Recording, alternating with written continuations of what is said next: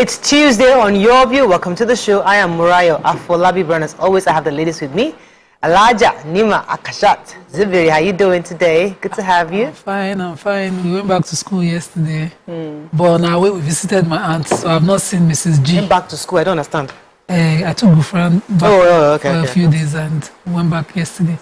And I stopped to see my aunties. It was like a reunion of sorts. My kids used to revere her because of the stories I shared.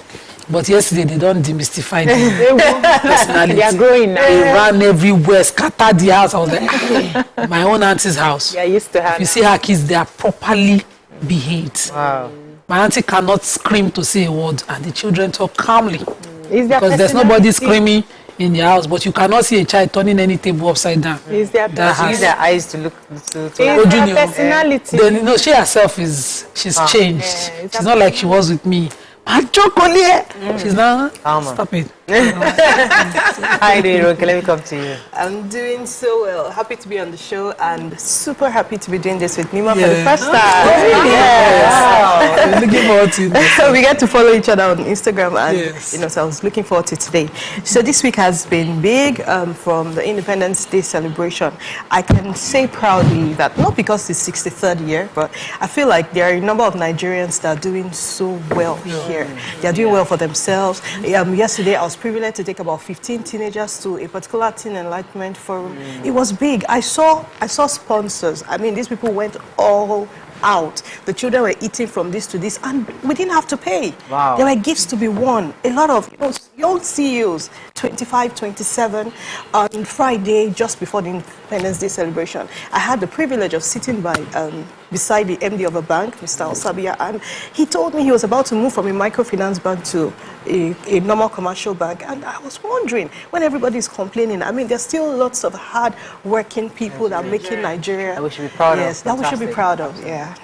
How are you doing, Obiajulu? I'm doing well. Obviously, I'm the only person in my house that sees properly. So, my two girls wear glasses. Oh. And my son wasn't wearing glasses. I was thinking he took my side of the family. Only for him, a few weeks back, he'd been complaining he wasn't seeing. So I noticed in his write-up, he mixes up the letters. So I was worried. I felt, are you sure this boy is not dyslexic? Why? I asked him, are the letters dancing in front of you? He said, something like that is blurry. I said, you are dyslexic. He said, Mommy, don't tag me. Now let's take him to the doctor. So yesterday, his father took him to the doctor.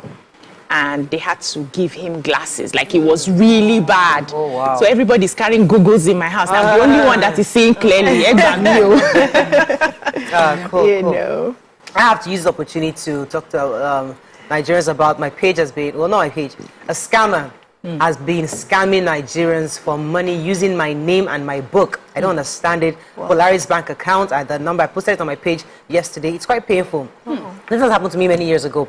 But again, this person in particular is using my book to get people to pay. So I got prominent people sending me messages to confirm if this is my account number. Hey. I did not give you any account number. So the guy is going around collecting money on my behalf, and I have to just use the opportunity to tell Nigerians, please, don't fall victim to these scammers. They would, I mean, if I need money from you, I'll call you directly. You hear my voice, I'm not talking. I won't send you a message for money. And aside from that, this has to be reported to the police. Oh, absolutely. So I'm going to do a we police have to report fish today. him out. I'm going to see what we're going to take it from there. Yeah. All right, let's go on a quick break. When we come back, we go to the front pages of the papers. Stay with us. We'll be right back.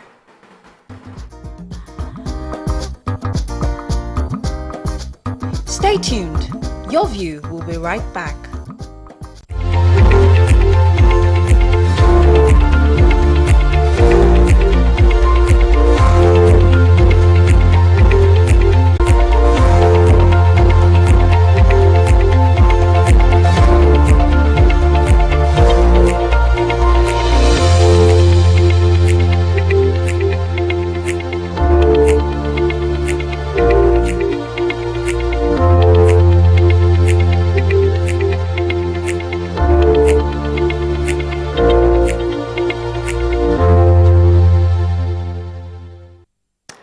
Thanks for staying with us. We're going to start with the paper review. The Nation, it's our first paper today.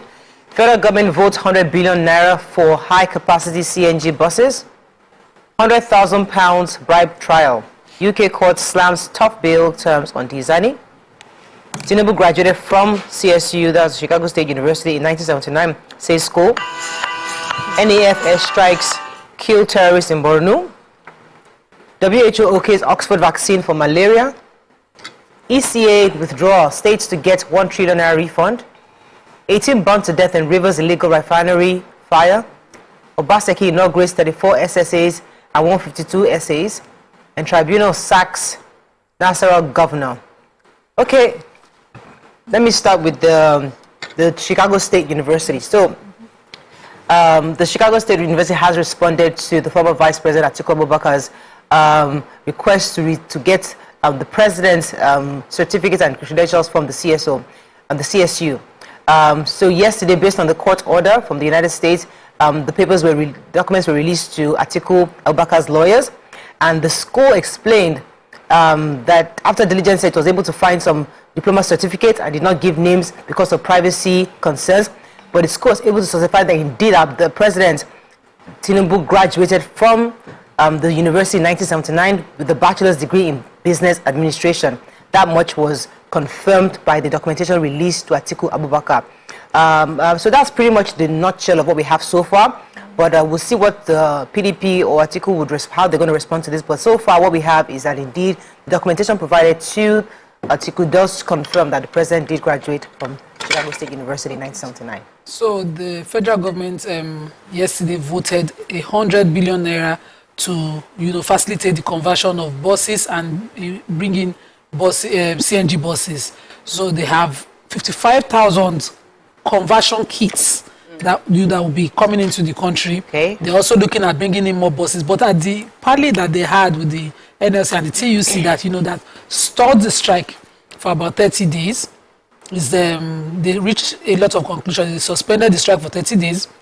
The federal government to press states on wage award, the tax incentives for private sector workers that will start, and I'm hoping that when they get the incentives, they get to increase worker salary. 35,000 naira to be given to federal workers for 6 months. 75,000 for 75,000 naira for 15 million households. We also talked about it with the Minister for Humanitarian Affairs yesterday. Suspension of VAT on diesel for 6 months. Increased distribution of subsidized fertilizer and joint visitation to refineries. Now, they said there's pressure on the GM, what's it called, for the refineries in Port Harcourt and Warri to pick up operations, and I'm hoping that will result in progress as well. Okay, another story. Yeah, so in addition to that, I think the Punch said that the 35,000 naira would even go beyond 6 months. That's a new one. Yes, it will get to when they are able to determine the minimum wage that will now be paid the workers. Okay. So, but they are setting up a committee very soon, just a month into when they start with the 35,000 naira, to see how they can easily get the new minimum wage. Yeah. So I have the story of 18 people burnt to death in Rivers illegal refinery. So the persons have been burnt to death by fire that engulfed an illegal oil refinery site at Iba, a Mohua local government area of Rivers State. 25 others at the scene were injured when the inferno broke out on Sunday night. There was an amateur video on social media showing remains of the children, men and women that were littering the scene. So the commandant of the Nigerian Security and Civil Defense Corps, NSCDC, Basil Igwebweze, and the Emohua local government area chairman, Chidi Lloyd, were the ones that confirmed the tragedy. And they said the death toll was 18, but some community sources said it was up to 33. They said the pregnant woman, the son of the illegal refinery operator, and a woman who was about to wed were among those people that were burnt to ashes. Now, the owner of the refinery, John Bodo, sustained several injuries. It was his son, who just graduated recently from a tertiary university, that died on the spot.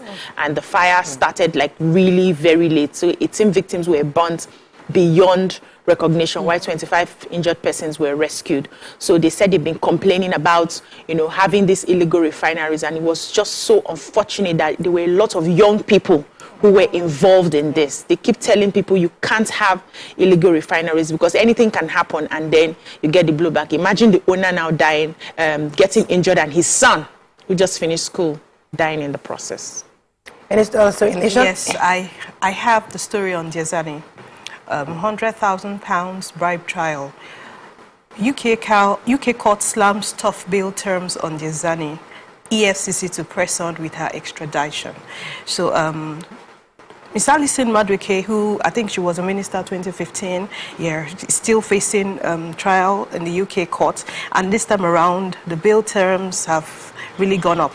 I want to list them. So she has a curfew banned on her now between 11 p.m. and 6 a.m. She has to go around with an electronic tag to be worn by her at all times.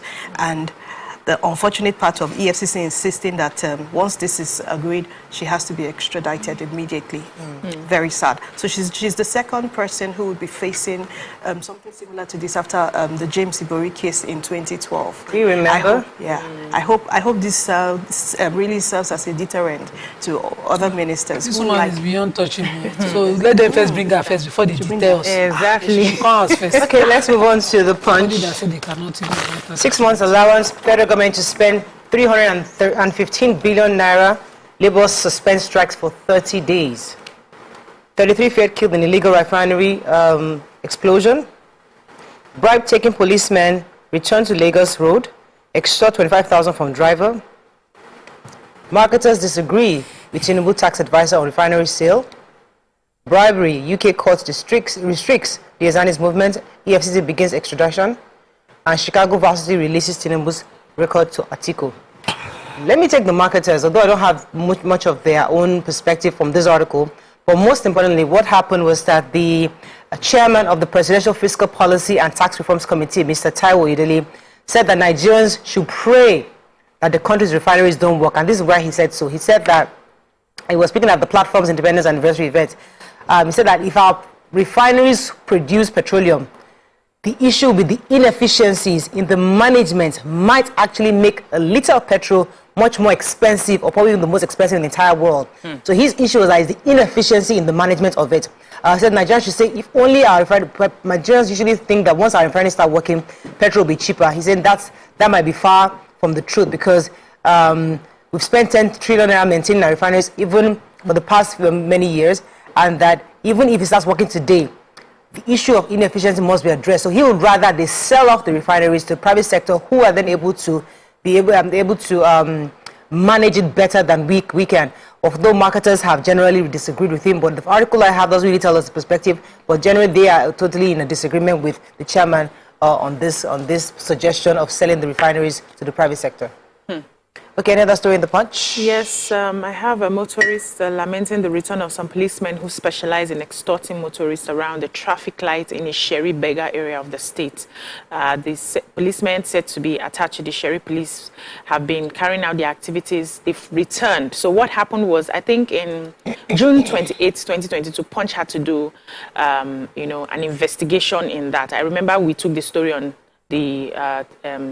the table here, that there were some unscrupulous people who parade themselves as policemen who are extorting. They're actually policemen who are extorting people on that traffic light at that Isheri Beggar Road. So, they catch you and they say you have, committed a crime, and then they promise to take you to the station to pay a fine of 120. And so this particular man has been Sunday Oroleke fell victim recently to it. They were able to extort 25,000. As a matter of fact, they took him to the POS to withdraw the money, only for him to carry out an investigation and realize that they were illegal in doing that. The then commissioner of the state had, sent them away before.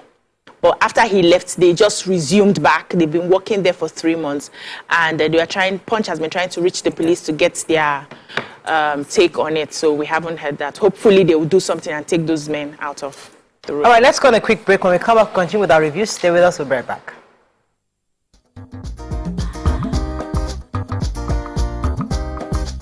Stay tuned. Your View will be right back. So, have you ever wondered what happens behind the curtains of a man's mind? Or perhaps you're one of those who wonder what men talk about when they gather. Well, here goes. Imagine what it takes to put together the perfect cocktail. Or maybe mocktail. We need a bit of sports, a sprinkling of current affairs, some very deep topical issues,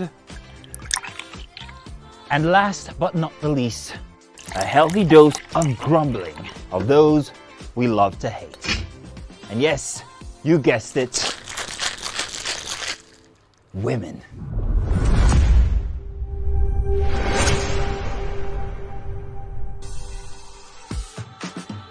So, if you catch the drift, then you're onto something. We will provide you with the right insights into most of your curiosities, right here within this beautiful cocktail we call the Black Table.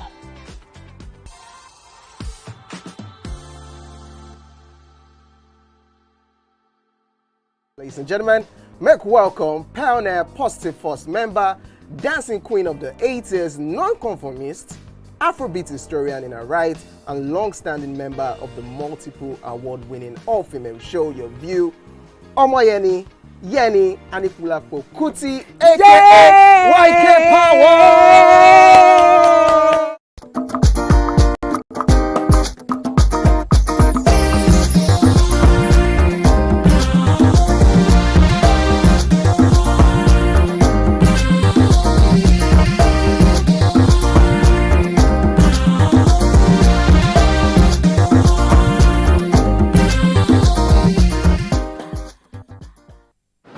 Still reviewing Nation.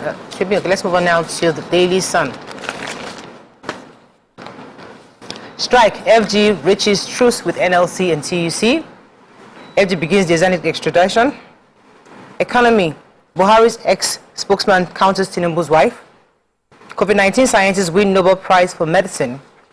Terrorism. 22 Katsina local governments not safe. Governor Rada tells Inspector General of Police. Fire kills 20 persons at bunkering site in Rivers. 3 commuter buses, 4 motorcycles, others burnt in attack by armed men in Ebonyi. How I would have handled subsidy removal and palliatives distribution, says Peter Obi. Okay, which story? So the presidential, candidate of the Labour Party at this February 25th, 2023 presidential elections, Mr. Peter Gregory Obi, is calling for a law to criminalize and sanction the use of the USD, United States American dollar, as underground or shadow currency in Nigeria for economic transactions. So he said that it's wrong for Nigerians to be spending the USD within the country in a place where Naira is the legal tender, that all other countries, dollar is only used largely for international transactions and not as an alternative to their legal tender currency. So he, talked about the fact that it was being shared to the delegates in the last party primaries ahead of the 2023 general elections, and it was so bad that everybody wanted to have, that USD. And so he's calling the National Assembly to push for a law to criminalize the use of foreign currencies for local economic transactions. Then he went ahead to also talk about how he would have, carried out the subsidy removal. He would have cushioned the effects first. He would work with stakeholders before finally removing it, among other things. Yeah. Okay, another story, son. So I have a story. Katsina State Governor Diko Rada has described the extent of the state of insecurity in the area, lamenting about 22 out of 34 local government areas are not safe due to activities of terrorists. He spoke to the Inspector General of Police yesterday, Mr. Kayode Egbetokun, at the police headquarters in Abuja. He was saying that the governor solicited for more support from the police to check the menace within his state. Says that he appreciated the work they've done so far, but he really needed their support because 22 out of his 34 local governments are absolutely not safe for habitation. He said result of a forest with length of 800 kilometers bordering about 8 local governments, our administration has already recruited 1,500 youths who are currently undergoing training on how to work with security personnel in fight against insecurity. He also just saying that they're on ground to support the police the best they can if required, but they need their urgent support in those communities. Moving on now quickly to Vanguard. FG Labour reached truce, nationwide strike suspended. Tribunal sacks Nasarawa governor in split decision. Palliatives. Government making announcements with limited thinking, says Peter Obi. Manufacturers query federal government's 6-month VAT waiver on diesel. FG draws roadmap to make Nigeria total digital economy. Africa won't rise by prayer and fasting, says Professor Lumumba. 35 persons burned to death at Rivers illegal refinery site.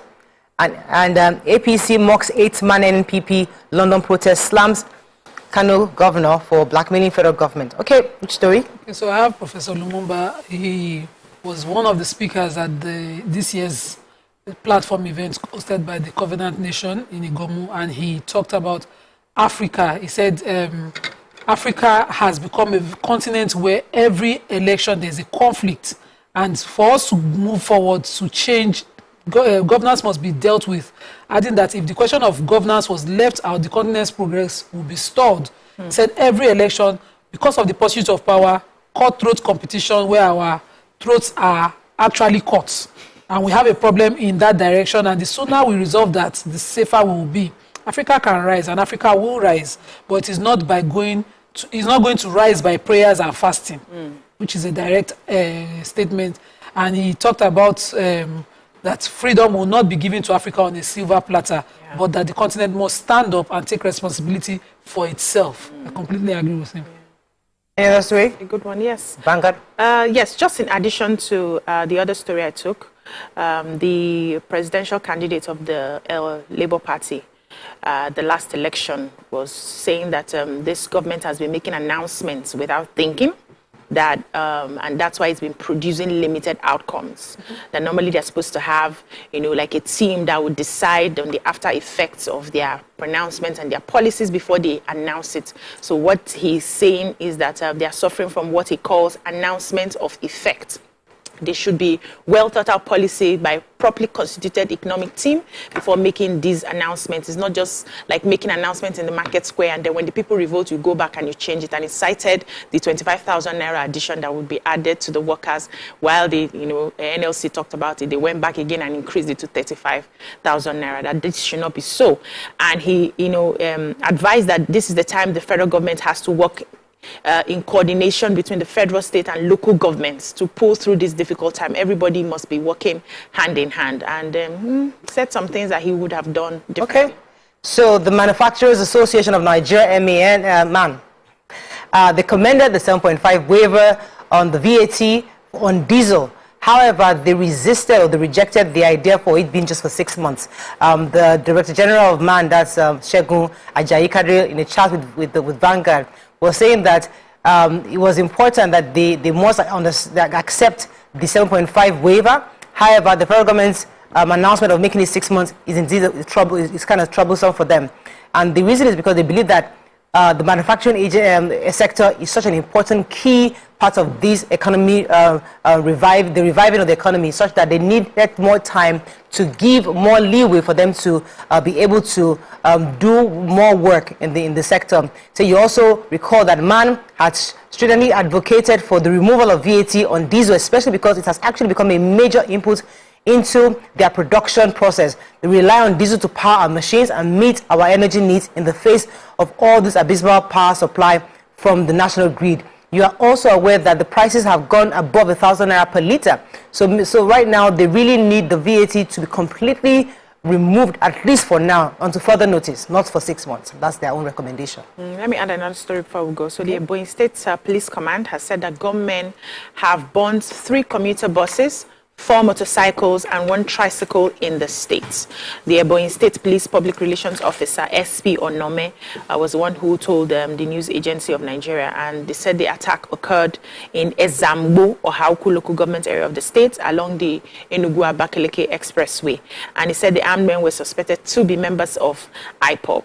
But thankfully, there was no life that was lost at the time. So she says on October 2nd, armed men suspected to be IPOB members in Sienna car attacked commuter buses, tricycles, and motorcycles at Ezambu Junction.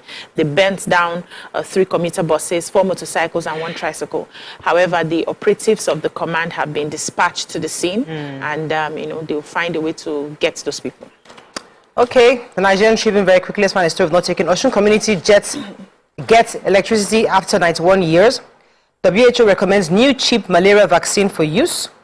Nobel Prize goes to scientists behind the mRNA COVID vaccines.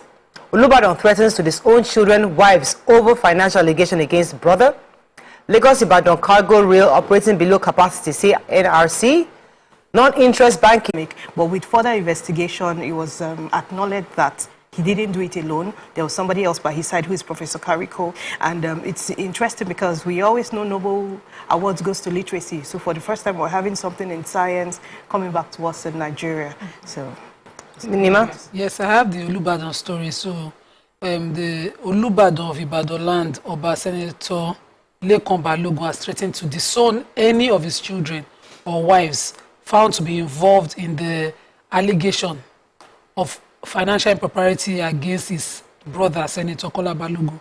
And the first son, that's the Aremo Kabiesi, the first male child of the Olubadan, had done a 4-page letter to address the family and called on Senator Balogun, that's the brother to the President Olubadan, Senator Kola Balogun, to account for the Olubadan's funds and properties that were in his care within 7 days.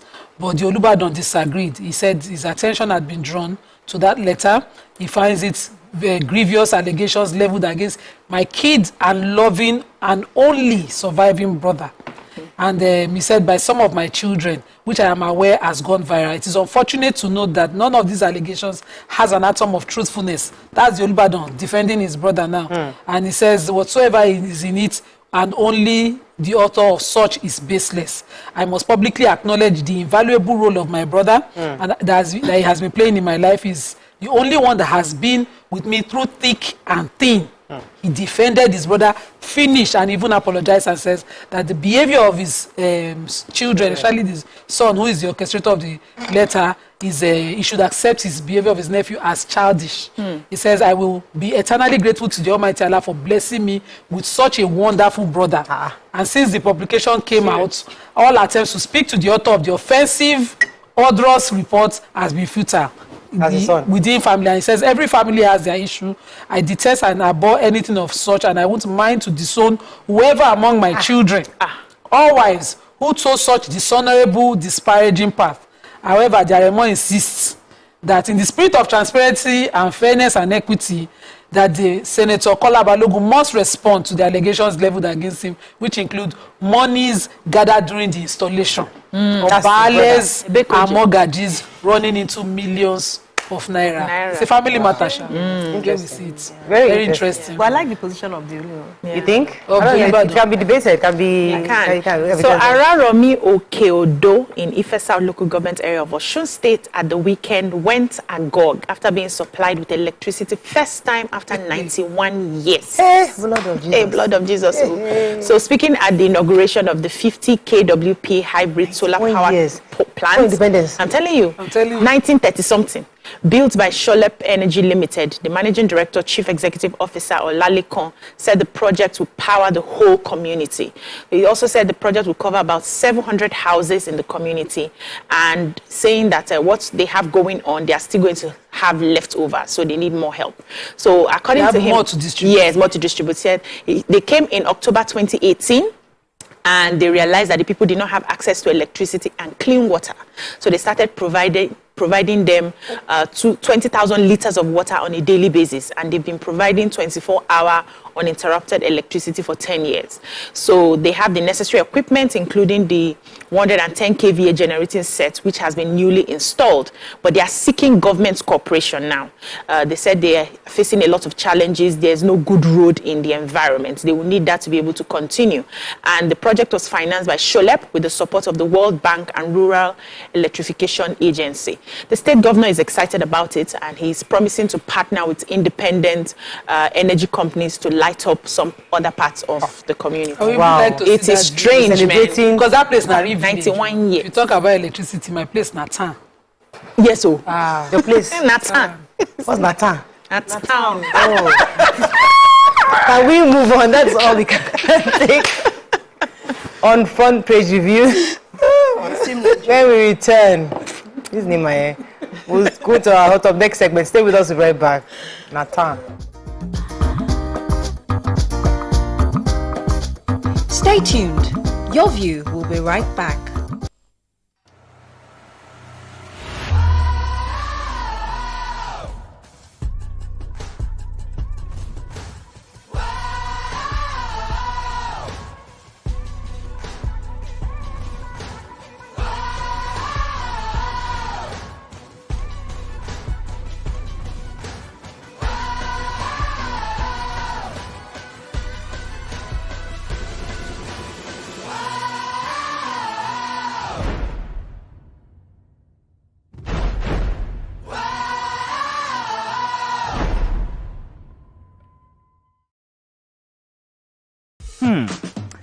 So, have you ever wondered what happens behind the curtains of a man's mind? Or perhaps you're one of those who wonder what men talk about when they gather. Well, here goes. Imagine what it takes to put together the perfect cocktail. Or maybe mocktail. We need a bit of sports, a sprinkling of current affairs, some very deep topical issues, and last but not the least, a healthy dose of grumbling of those we love to hate. And yes, you guessed it, women.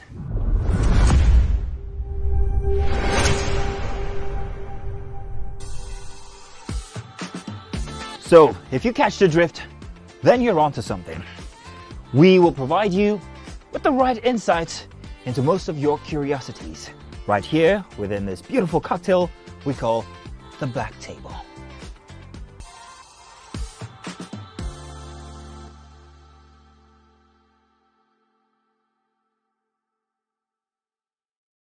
Ladies and gentlemen, multiple award-winning actor, producer, ambassador of Edo People, we have Etinosa Idemudia in the building.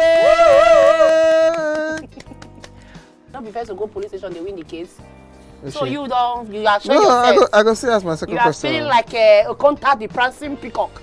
I'm about to cut your wings. Hello? Now, in the amalgamation of 1914, who was the woman who said, who drew the line of the amalgamation? They, who cut the report? Who is the person that used scissors? What is his name? That woman. Yeah, drink. you have done me dirty. I've marked your face. I've marked your face. If anything happened to me today, I don't if I don't reach my house.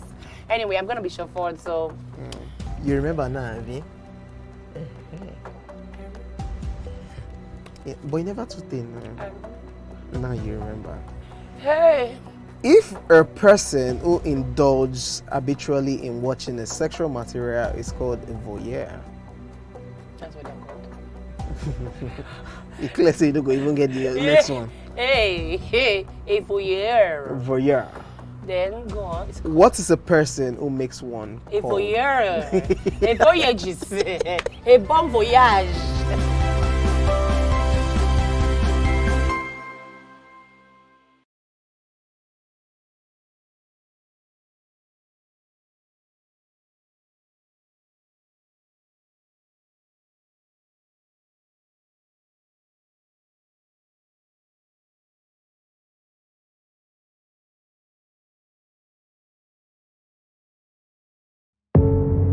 Doubt and fear doesn't occur at the canvas, it shows in the canvas.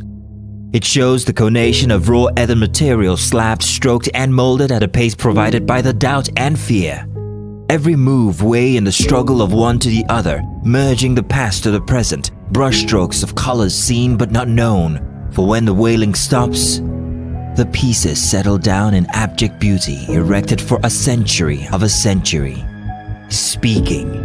Ladies and gentlemen, make welcome the one who can make time stand still forever, Mr.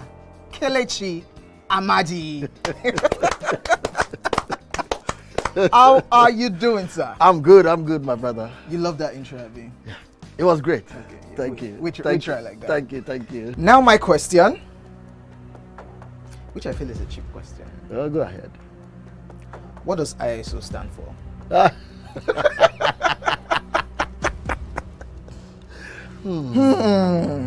That is it. I think I'll drink. No, you're joking. I'm not joking. Kelechi Amadi. No. Shay, you didn't whine me. You're whining me now. I think I'll drink. Huh? No problem. Okay. I've always known it as ISO. I never bothered to know what it means. I know what it means, but I never really bothered to know what the acronym is. Tell me the brand of camera that I use, so much so that I even became an ambassador. That's very easy.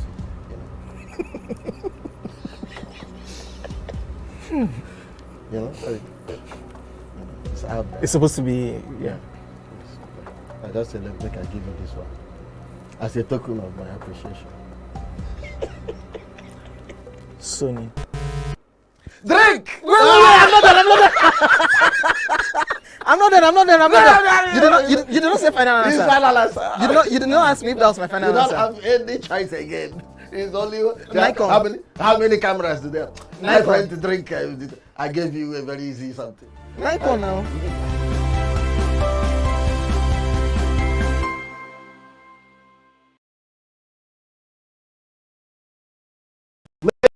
Ladies and gentlemen, welcome to the part of the show where I really have a lot of fun. Why? I'm highly competitive. I'm not going to ask you regular questions. With me, I'm not well. So you're going to be as nuts as I am today, yes? Ready. Alrighty. Hey, sorry. Can you put it down here, please? King Dion versus Tony. The Lee Kuku things you do make me not know. Who said this? I'm not going to every day. Closer. Girl, I want to make you closer. Okay. Oscillating closer. On a scale of 1 to 10, how much fun have you had on the show? 11, 10. 11? 10, yes. 11? Now we're going to terminate the show. Please, my producer, this is where we're cutting it. Cameraman, cut it. You don't cut. Okay, I'm just kidding. The hottest music videos. Check it out. Let's go. Topping the charts. Right here on the Max World Chart Show.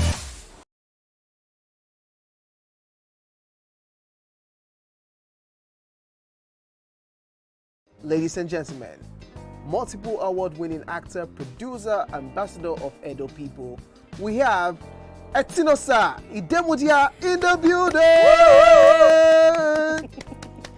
Not be first to go police station, they win the case. Is So she? you are showing No, yourself. I go see as my second You are question. feeling like a contact the prancing peacock. I'm about to cut your wings. Hello. Now, in the amalgamation of 1914, who was the woman who drew the line of the amalgamation? Who cut the report? Who is the person that used scissors? What is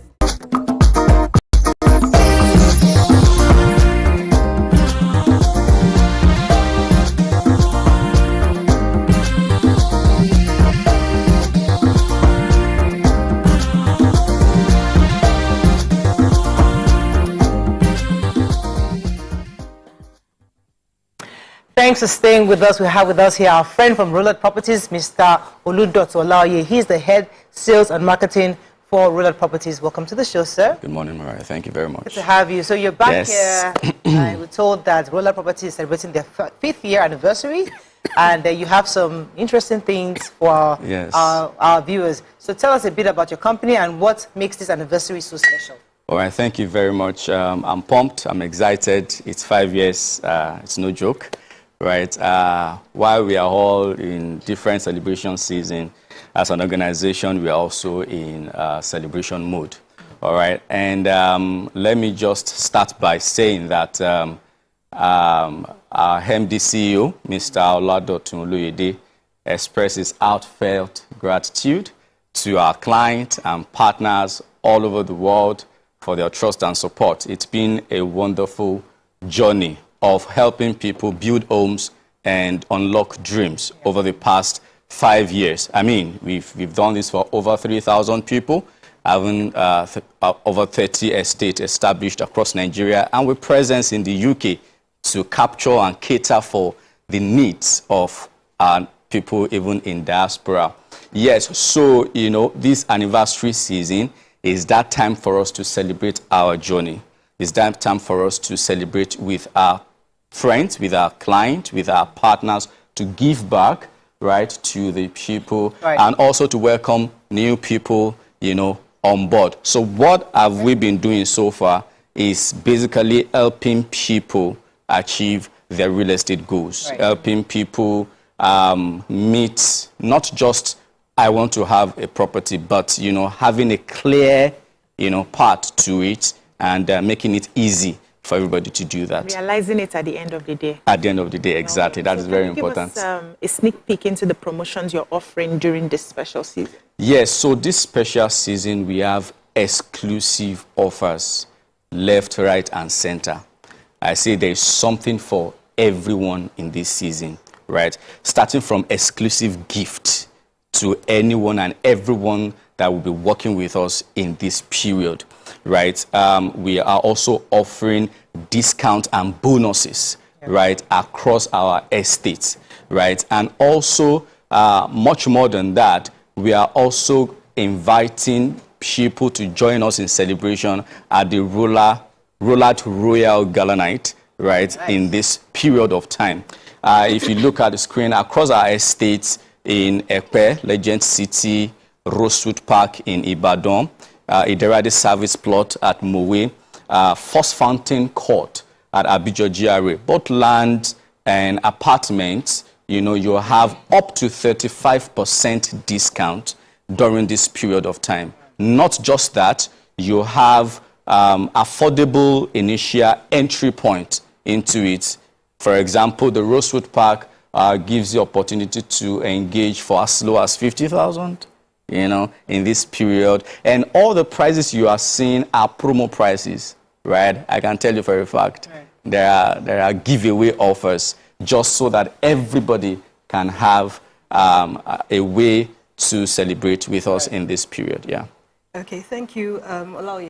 It's been good listening to you. Thank you. I went through a breakdown of your various locations. And I'm wondering what informed the Idera, the service plots at a 35% discount as against just 10 for others. Then please tell us, are there other events lined up for this particular celebration aside these promos you've listed out?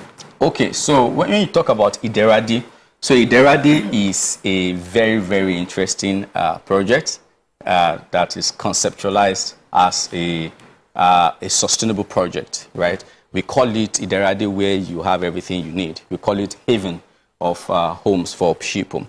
So Iderade's concept includes that, there are amenities that allows you to have everything you want at your fingertips. Health facility, education facility, talk about the security, talk about accessibility, And so when we say that you have opportunity to take advantage of Iderade service plot at up to 35% discount in these times, it is part of our plan to ensure that we are able to help as much people as possible to take advantage of these times, right? To own something important and something good in a good place for themselves. What we are doing basically, is that we are helping you have the best value possible for your investment with Roulette Properties.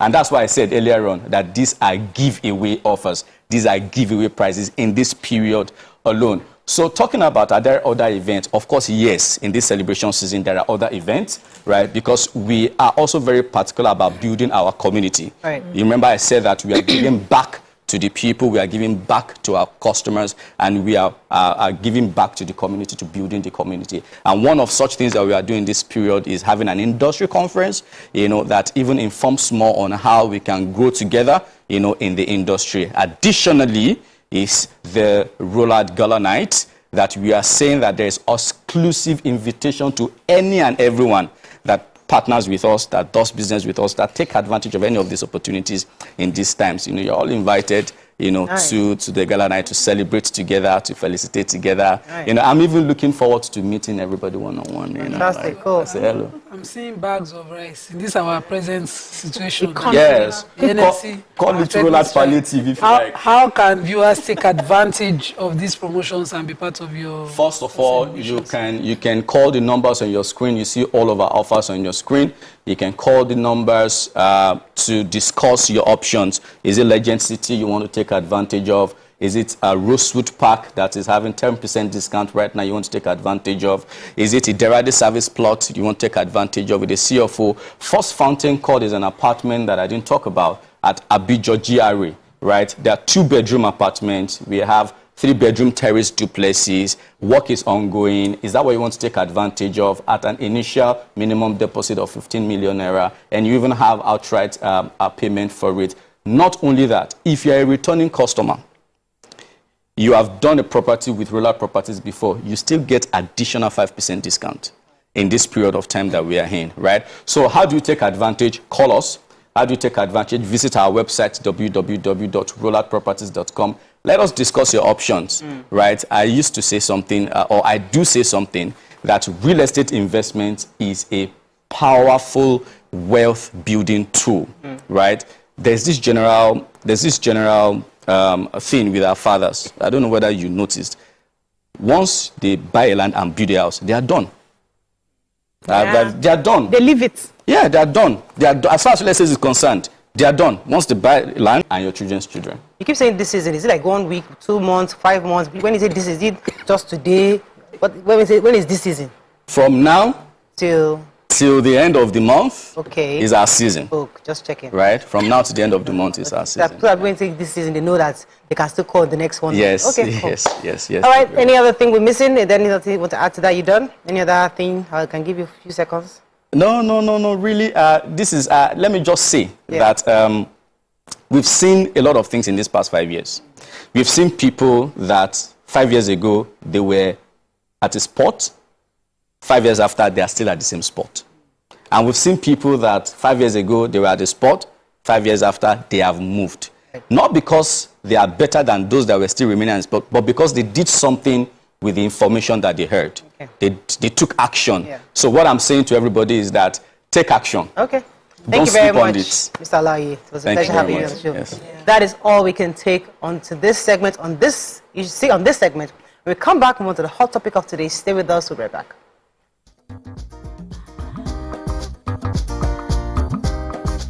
Stay tuned. Your View will be right back. These high-quality Quaker oats. Delicious in taste, good source of fiber, and If you not jump, the person gonna jam you. You know, every time you open that your stupid mouth, you show exactly what you know. What? You are drunk. Jesus! You can't defend your wife anymore now, Julius. Right. None of this is his fault. What's going on? I can't explain, just come. We are the Durojais. We are the Akbans. We are the Obioras.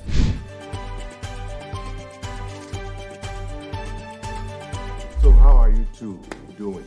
Who cares? She's a rude girl. You are a stupid man. Oh, Miss Miller, you are a stupid woman. I mistakenly carried her bra. Mistakenly. Hey! You took my bra. What gives you the right? He said he can face you. This is interesting. What? I thought all we were doing was for your own good. Which is to get married.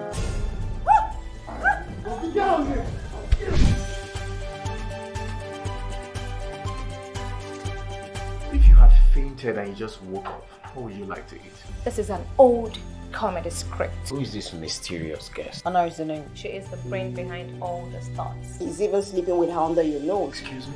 Don't you think it's too early? So where is she? You better stop talking. I can't take it anymore. Just so you know that.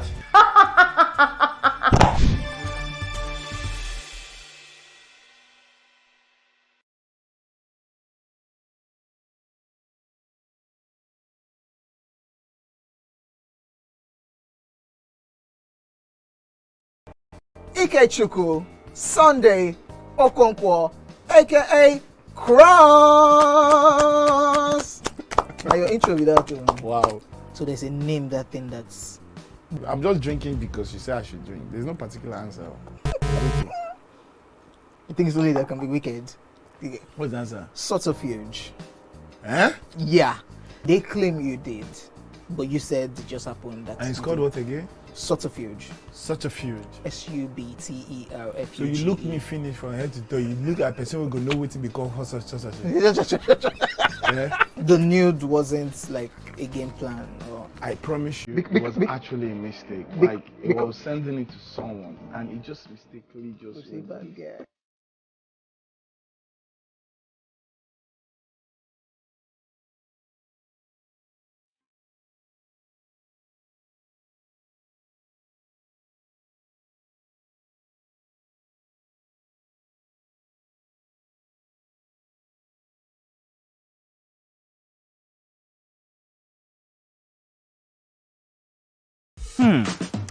So, have you ever wondered what happens behind the curtains of a man's mind?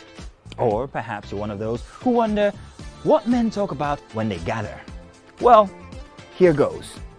Imagine what it takes to put together the perfect cocktail. Or maybe mocktail. We need a bit of sports, a sprinkling of current affairs,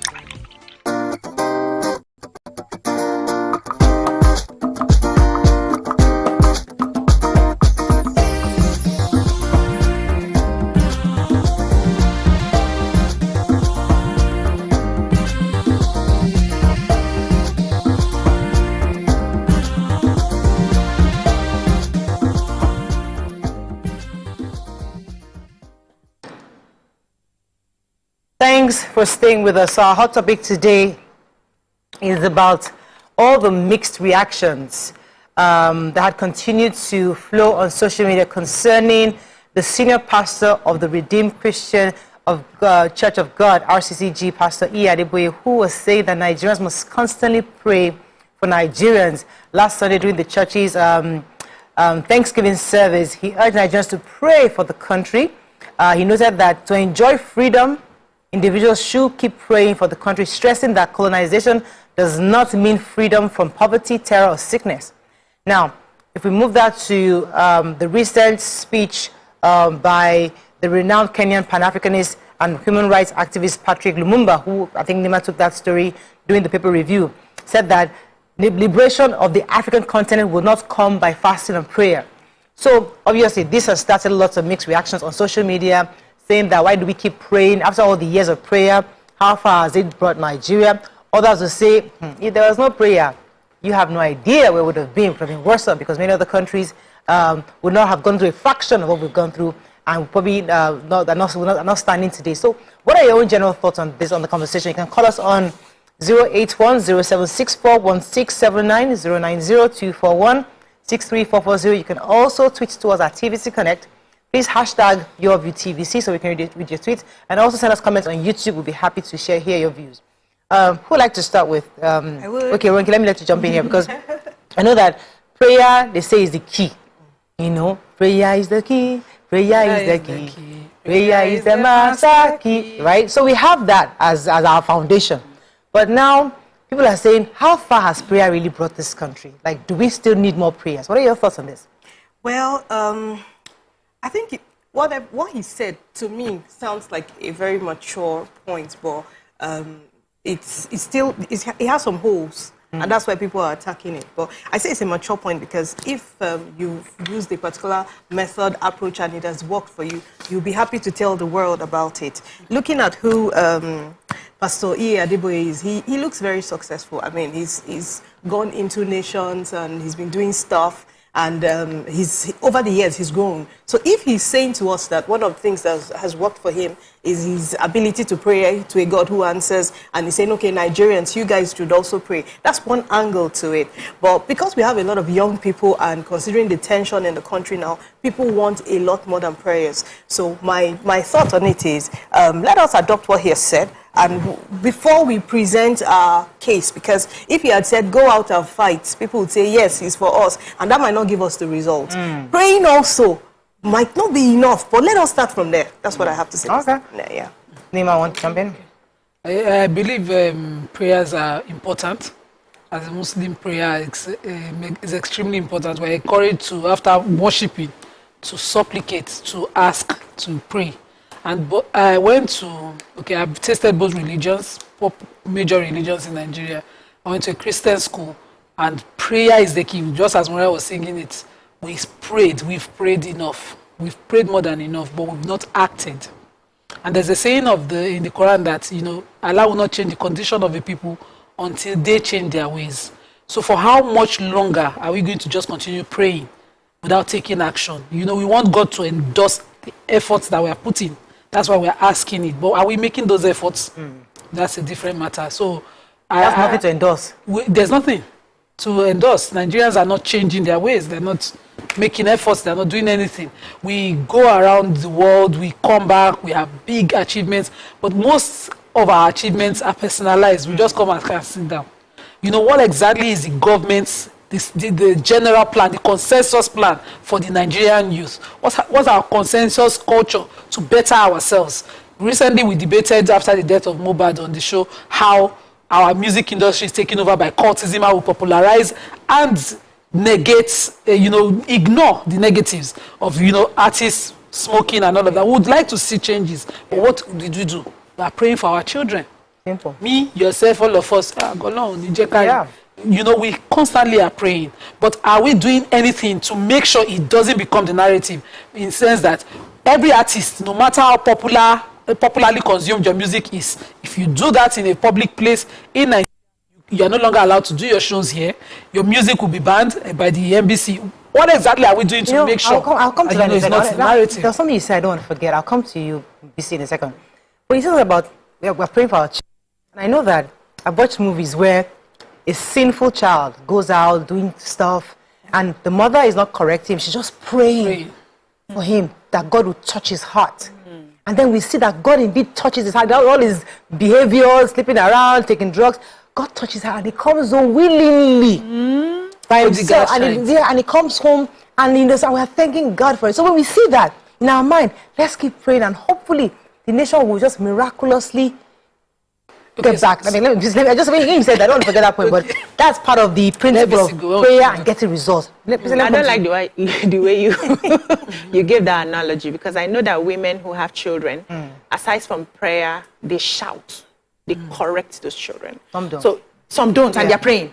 Yes, some don't. Are you kidding? And they're praying. Yes, I was afraid of the child because you raise the child. Maybe there's some children that are really, really aggressive. Wow. You don't want anybody slapping. You don't want to have a record about your side child. So just be praying for the child. So it happened, but let me let you jump. Anyway, no be me go burn that kind of people. Yeah, of course. I don't have that kind of child. Still praying. So still praying.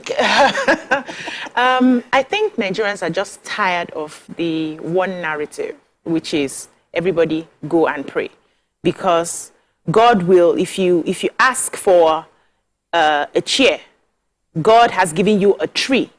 God will not come down and manufacture a chair for you. You have your tree. So think how you can make your chair from that tree. So Nigerians are tired of, okay, let us keep praying. Let us keep praying. Nigerians want to hear more. Nigerians want to hear how you chastise what is happening in the country. Nigerians want to hear how you call out the wrong things that are happening. Nigerians want you to give them like a template. You are a minister of God. You know how you've been running your own establishment with excellence. So when you say pray, Nigerians want more points to add to that prayer. Okay, we did this, we did that, we made sure everybody did this, everybody did that. Nigerians want, so it seems like you are speaking from a place of experience. You are working your company, you are successful. It's like when people come here to gist us how they became successful. There are questions we ask them. How? What did you do? How many sleepless nights did you have? Who did you meet? Who did you talk to? How did you network? Yeah. We want to see the process. We want you as a leader to guide us in the process. There are people I like to listen to, and those people always break down the process for me. So they don't say, let's just read the Bible, let's just pray, let's sing. You are going to have 1 billion in your accounts today. Everybody, hallelujah, hey, we're shouting. We go home and back to our Gary. I like to hear things like, if you're working in your place, you must be excellent. You must deliver. You must come on time. You must call out the evil that is there. You must not be corrupt. You must not sit in the seat of the wicked. You hear those things and you're like, okay, these are the actions that I will take. And then when I add it with prayer, it's backed up. Because then God, like you rightly said, has something to work on. Yes. So it's not like prayer is bad. It's not like we're saying don't pray anymore. But I like what Lumumba said at the platform. He was actually at the platform organized by Covenant Christian Center. And he said that when Abraham was told to leave all of the Chaldeans to go to the land of Canaan, he was put there. What happened? He fought his way through. That's process. That's action. That's the how. He did not say, because God has told me to come and take this land, he'll go there and see that they would have killed him. He fought his way through. So Nigerians want to hear, how can we fight our way through? How are you calling out the government that is not doing us well? How are you calling out we individuals that are cheating ourselves? Because we are still the government at the end of the day. What are you saying? What are you telling us on how we can do it? Then prayer is like an addition. You now add it to back up. So we want more than just telling us, let us keep praying. Let's keep praying. Just seems like let's just resign to whatever happens. Wait, let me come. I'll come to you, okay? Let's come to the person of Pastor Adeboye. I mean, there was a time you can't even. When did we get to the point where we are openly condemning resisting a man of God of that capacity. I understand there's nobody saying you shouldn't speak your mind, but there's some things you expect that people would see, hear, and accept it in reverence of who is saying it. Where do we come so openly say, who is he to talk about like this? I don't get that. How do we come to this point, do you think? So I think we're fast losing our culture. There's a part of this pain that Nigerians are going through that they seem to, like a revolution. We don't even care who is speaking. If you don't say what we want to hear, then we'll come after you. So it's a cultural defect that we must correct. And then it's not everybody that reverse him that way, the way you might have expressed it. Some people just feel, he's doing his stuff. There's a Dangote, there's so. So it might be just one angle. Yeah. Okay. So I wanted to respond to what Dr. BC said. Yeah. So I'm wondering. Yeah, informal. Please relax. All right. So I don't know why when we hear "let us pray," we assume that let us just fold our hands and just resign to whatever happens. Praying could be give us the right people. Praying could be give us the right policies. Just imagine if we pray for the president and he does things right. We might move out of where we are. Imagine if we pray that we have the right people in place and there's no room for wickedness or there's no room for negligence. All of this, somebody dies here, then look at insurgency. How do you fight an enemy you don't know? You see what... the highlight, I think it was the headline someone took something on Katsina that said 24 local governments are already, facing threats. So how can you go and fight that kind of system where you have just 12 left and you don't even know what the plan is? How do you fight a lot of insecurity coming from one state to another? Maybe I want to agree with what Nima said, that when we pray, we've got to add commensurate action to it. And the people who are in authority should know that we're praying for them. They should act right. So what I said is from a mature angle is, it's possible to see a problem and want to address it from the surface. You see a child doing something wrong and you want to face it. But it's also possible for you to say, like you explained, let me go on my knees and pray that God will touch the heart of this child, because I can't even see what is in his heart. I can only address. And some parents speak to their children. The children speak back. Some parents talk to their children. The children walk out of the house and you never see them again. So we're in a very safe point if we're asked to pray. Okay. But I encourage that when we pray, we should do more. You want to say something? I want catch fire. Yes, I totally disagree. Okay. The countries that are successful in the world today, how many prayers have they made? They prayed. Which prayer? I'll tell you, they prayed in the Singapore 1800s. China prayed. They prayed. Let me tell you how it works, right? Tell us. We are all adults that should begin to take responsibility for our actions. Sometimes we hide under this prayer because we don't want to do what we need to do. Now, the same people where they go church, they pray, and then come late recently, lock minister inside. Minister lock them out. They vex lock minister. They know they go church. They know they go mosque. They have different religions. They even prayed. They prayed on when it was 2 o'clock prayers. They spread their mouth and prayed. So we don't want that anymore. It seems like there's a lot of hypocrisy, and people hide their inefficiencies inside prayer. That's why we're saying, see, leave this prayer aside. We know that we are going to pray. I've been going to church since now. We've been praying for the country. Nobody needs to tell me to pray for my country because I live here and I want to succeed here. So I will pray for the land, that God will bless me in the land and bless the land itself, right? So when you want to give us like public address, don't go to that prayer. We know that. Tell us to be diligent. Tell us to be excellent. Help us to see how we are inefficient is affecting what is happening across board. That's what I want to see. Then you also mentioned our culture. I personally believe that anybody can be questioned. If you're in a position of authority, it doesn't make you above every other body, above every person that you are not questioned, you're not asked questions. The prophets of old were questioned. You will be questioned. We know you're a mouthpiece of God, but if we were not questioned in the first place, we'll still have one religion the way it started from the beginning. The Protestants came out of the first one because there were questions. So we have the brain, we have the logic, we have the cognitive ability to question authority. And we too, if we are, strong in our own religion, the way you are now, you know your religion very well and all of that, you study your Bible, you can question authority. Even the scripture says, test the spirit. So there's nothing wrong in questioning. You said no question now. You don't start your own hold on now. It's not about disrespect. Right. Of course, we know how some young people will now open their mouth and talk anyhow. No, that's not what we're saying. But we can question. Right. It's okay to question. Okay, let me come to Nima, because respectfully. There's this issue of we need our leaders or even our religious leaders to call out. And when I hear people say, let them call out the government, I'm thinking, the same way a teenager on drugs needs that high from using shasha or shashi, whatever, shisha, whatever it is. The same way a teenager needs that drug. It's like those of us who are calling out for, call them out. We also need that emotional high. That to see somebody on the pulpit calling out, because it gives us that. Because how many calling out has really actually changed any country or any nation? Has calling out really changed policies? How much of calling out do we want or we demand of our religious leaders? Because we saw during the elections, call out. Any pastor is not calling out, that one has they start to deceive you. So you must be call out. That's how people love you, and they get that emotional high, get excited, and then we all go back to the legal luminary. I think is a bencher, Per Clark. He mentioned it recently. I think over this weekend about how all the religious leaders had to line up with social media during the election, or they will lose their members. So they decided to see visions that were not real. But you asked the question, how much has call out changed us? That's why I said we as a people, we don't want what we want. For them up north, where they have their own peculiar issues, they had the Sanusi, the dethroned emir, who is also a religious leader. He's the grand, I don't know what they call it of the Tijaniya, because I don't do sect from my family, the kind of Islam we practice, but there's the Tijaniya movement, and he's like their head scholar. Yeah.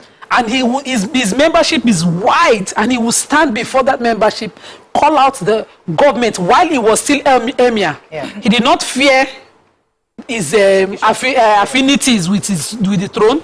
He did not fear government, because of course as an emir you are government. He did not fear members of his movement. He called out power.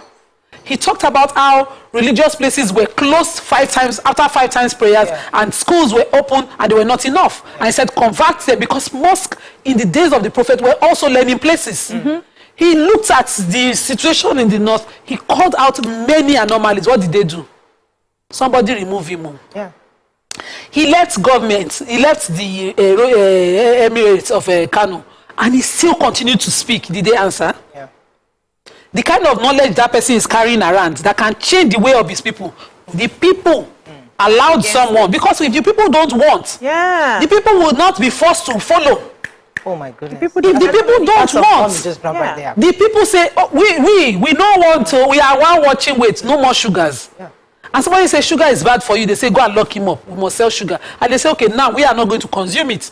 Everybody will be fine. Exactly. But the other people whose problems he was advocating for a change for, worked against. They watch him removed. They watch another person who know how to be quiet put there. And they watch him relocate out of the region. And do you let knowledge go? You follow knowledge. And it is the religion that is most practiced up north that preaches follow knowledge. They let him go. And if his policies were taken, we would have seen difference. I love reading his any articles. I will sit at it for hours. When you're talking, I was thinking of all this calling out thing, and I remember that back in the 90s, it's not this that call out to quite a number of our leaders that called out government went on self-exile. Some of them were exiled. What did that read? I mean, if we review a bit of our history, those who called out government, and we are calling out to, let me respond quickly. Let's put it in perspective. They were jailed, but the people at the time respected them. Yes. Till today, it is this generation that told Wole Soyinka that which one is the Nobel laureate for saying his mind. But he was put in jail when he fought for the people at the time with his Nobel laureate, and those people at the time did not dishonor him. It is that's why there's a difference in the two generations. It's in this Shalaye generation. Anybody that did not say what they want to hear, correct or wrong, you have to be politically correct with them. Anything they want to hear, just be telling them, even if it's as an expense, even if it will cost the future generation. That's why today we're now shouting that some people have used cultism to kill one artist. They have done that. It's the same generation that are shouting because their methods are wrong. In those generations, what is bad was bad. Everywhere. They were not confused. Ini Behe Efion. He said, Pastor Adeboye, I will not pray for Nigeria because our country does not need prayers. The problems of Nigeria are not spiritual and would not be solved with prayers. You and other religious leaders have been endlessly praying for Nigeria since 1960. we are yet to see fundamental positive changes. Many of those who ruined and still ruining Nigeria are alive and nothing has happened to them. They even live better and longer than the good people. Unemployment, corruption, and other things still persist. So now, he is saying he would not pray for Nigeria. And there's a part of that, there's a part of the argument that says that it's the prayer that we have been praying that's even kept us together. Because many countries that didn't go to half a quarter of what we went through fell apart, and today they're no more standing. Many of them are dispersed into different countries. So they're saying that it's actually the prayer that we need. What do you I mean, that prayer that we're praying is what held us down to today. Do you agree? Well, I would say to a large extent, yes. And I also want to ask that other people can share. I mean, we have freedom of expression. So if a pastor says we should pray, politicians should say walk, somebody else should say do this. So I don't think he should be blamed for saying pray as a pastor. He has already told us he's a pastor. We know him as a pastor. So maybe I would still stand on my point that beyond the prayer, maybe some kind of guidance into making people accountable. I like what you just said. Let me tell you what you just said, how what it came to, because everybody do your part. So he's a pastor. He's saying pray. Family, parents, do your own. Raise the child well. Yes. Employer, do your own part. Government official, everybody do your part. Follow your own. Because if we all do our part and say, I'm raising you to be respectful, maybe your child would not be jobless or whatever it is. I mean, I'm just saying that, hypothetically speaking. So everybody should do their own role in the society. It's not just the prayer. Prayer is part of a whole. Of all. There's a part of I want to quickly address the calling out thing. So I don't think it is wrong to call out anyone in authority, especially at this time. Nobody should assume because I am the leader, then I have some kind of immunity. But I'd like to talk about the how. I still maintain that our culture is eroding because of the how that these Gen Zs and a bit of Alpha have chosen to express when trying to let out their grievances. So you could have still done the same thing to say, sir, we have been praying, we'll continue to pray. Can you show us the how? Can you talk a little more on the how? Instead of saying, I saw so many comments and I was just wondering that very soon this thing will reach all of us. They touch everybody. We touch everybody. Let me go on a quick break. We'll come back, we'll take a few comments on social media. Stay with us, we'll be right back.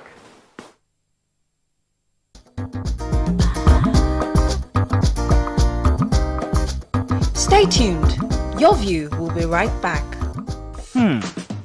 So, have you ever wondered what happens behind the curtains of a man's mind? Or perhaps you're one of those who wonder what men talk about when they gather. Well, here goes. Imagine what it takes to put together the perfect cocktail. Or maybe mocktail. We need a bit of sports, a sprinkling of current affairs, some very deep topical issues, and last but not the least, a healthy dose of grumbling of those we love to hate. And yes, you guessed it, women.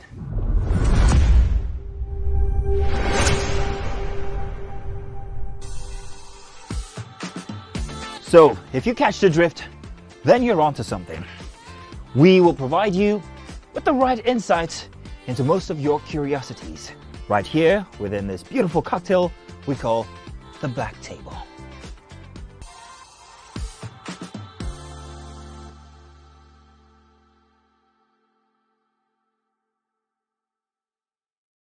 Ikechukwu Sunday Okonkwo, aka Cross. Now your intro without wow. So there's a name that thing that's. I'm just drinking because you say I should drink. There's no particular answer. You think it's only that can be wicked? What's the answer? Subterfuge. Eh? Yeah. They claim you did, but you said it just happened. That and it's called what again? Subterfuge. Subterfuge. SUBTERFUGE. So you look me finish from head to toe. You look at a person who go know what to become such. Yeah? The nude wasn't like a game plan. Or... I promise you, it was actually a mistake. Like it was sending it to someone, and it just mistakenly just.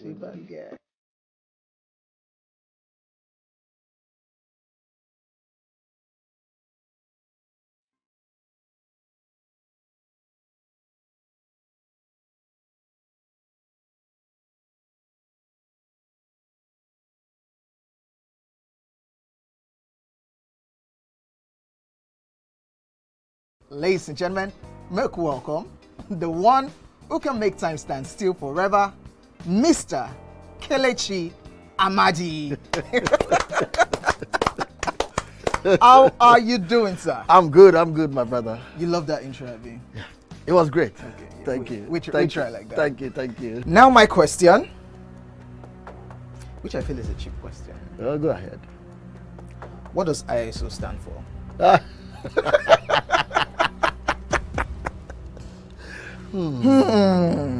That is it. I think I'll drink. No, you're joking. I'm not joking. Kelechi Amadi. No. Shay, you didn't whine me. You're whining me now. I think I'll drink. Huh? No problem. Okay. I've always known this as ISO. I never bothered to know what it means. I know what it means, but I never bothered to know what the acronym is. Tell me the brand of camera that I use, so much so that I even became an ambassador. That's very easy.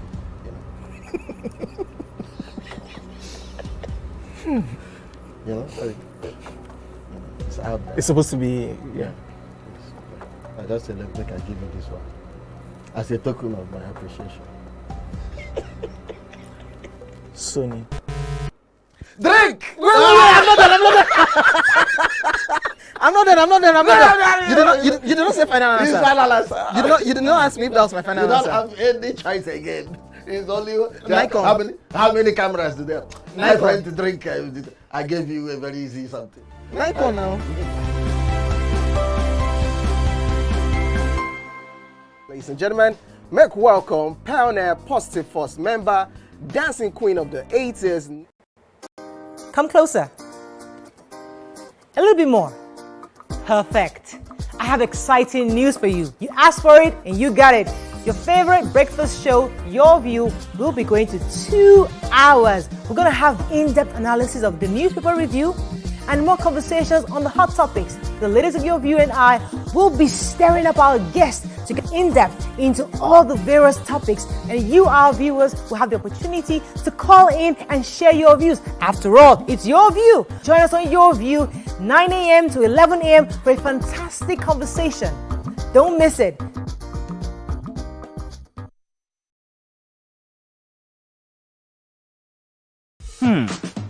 So, have you ever wondered what happens behind the curtains of a man's mind?